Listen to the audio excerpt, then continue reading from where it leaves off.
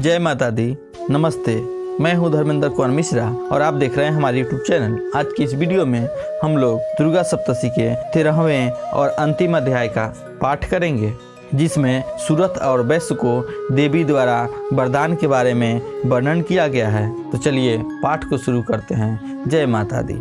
ओम, जो उदय काल के सूर्यमंडल सी कांति धारण करने वाली है, जिनके 4 भुजाएं और 3 नेत्र हैं, तथा जो अपने हाथों में पास, अंकुश, बर एवं अभय की मुद्रा धारण किए रहती है, उस शिवा देवी को मैं ध्यान करता हूँ। ऋषि कहते हैं कि राजन, इस प्रकार मैंने तुमसे देवी की उत्तम महात्म्य का वर्णन किया, जो इस जगत को धारण करती है, तथा उन देवी का ऐसा ही प्रभाव है जो वे ही विद्या ज्ञान उत्पन्न करती है। भगवान विष्णु की माया स्वरूपा उन भगवती के द्वारा ही तुम ये वैश्य तथा अन्याय विवेक की जन मोहित होते हैं, मोहित हुए तथा आगे भी मोहित होंगे। महाराज, तुम उन्हीं परमेश्वरी की शरण में जाओ। आराधना करने पर वे ही मनुष्यों को भोग, स्वर्ग तथा मोक्ष प्रदान करती है। मार्कंडेय जी कहते हैं, कौष्टकी कीजी मेघा मुनि के यह वचन सुनकर राजा सूरथ ने उत्तम व्रत का पालन करने वाले उन महाभागे महर्षि को प्रणाम किया। वे अत्यंत ममता और राज्यापहरण से बहुत खिन्न हो चुके थे। महामुने, इसलिए वे विरक्त होकर वे राजा तथा वैश्य तत्काल तपस्या को चले गए और वे जगदम्ब के दर्शन के लिए नदी के तट पर रहकर तपस्या करने लगे।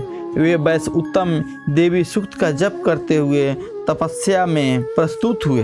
वे दोनों नदी के तट पर देवी की मिट्टी की मूर्ति बनाकर पुष्प, धूप आदि, हवन आदि के द्वारा उनकी आराधना करने लगे। उन्होंने पहले तो आराधना को धीरे धीरे कम किया, फिर बिल्कुल निराहार रहकर देवी में ही मन लगा के एकाग्रता पूर्वक उनका चिंतन आरंभ किया। वे दोनों अपने शरीर के रक्त से प्रेक्षित बलि देते हुए लगातार 3 वर्ष तक संयम पूर्वक आराधना करते रहे। इस पर प्रसन्न होकर जगत को धारण करने वाली जगदम्बिका देवी ने प्रत्यक्ष दर्शन देकर कहा। देवी बोली कि हे राजन तथा अपने कुल को आनंदित करने वाले वैश्य, तुम लोग जिस वस्तु की अभिलाषा रखते हो वह मुझसे मांगो, मैं संतुष्ट हूँ, अतः तुम्हें वह सब दे दूंगी। मार्कंडेय जी कहते हैं, तब राजा ने दूसरे जन्म में नर नष्ट होने वाले राज मांगा तथा इस जन्म में भी शत्रुओं की सेना को बलपूर्वक नष्ट करके पुनः अपना राज स्थापित करने को लेकर वरदान मांगा। वैश्य का चित्त संसार की ओर से खिन्न एवं विरक्त हो चुका था और वे बड़े बुद्धिमान थे, अतः उस समय उन्होंने तो ममता और अहंता रूप आसक्ति का नाश करने वाला ज्ञान मांगा। देवी बोली कि राजन, तुम थोड़े ही दिनों में शत्रुओं को मारकर अपना राज प्राप्त कर लो। अब वहां तुम्हारे राज्य में स्थिर रहेगा। फिर मृत्यु के पश्चात तुम भगवान विश्वान सूर्य के अंश में जन्म लेकर इसे पृथ्वी पर श्रवणिक मनु नाम से विख्यात होगे। वैश्य के वैश्यवर्ण, तुमने भी जिस वर को मुझसे प्राप्त करने की इच्छा की है उसे देती हूँ, तुम्हें मोक्ष के लिए ज्ञान प्राप्त होगा। मार्कंडेय जी कहते हैं, इस प्रकार उन दोनों को मनवांछित वरदान देकर तथा उनके द्वारा भक्तिपूर्वक अपनी स्तुति सुनकर देवी अंबिका तत्काल अंतर्ध्यान हो गई।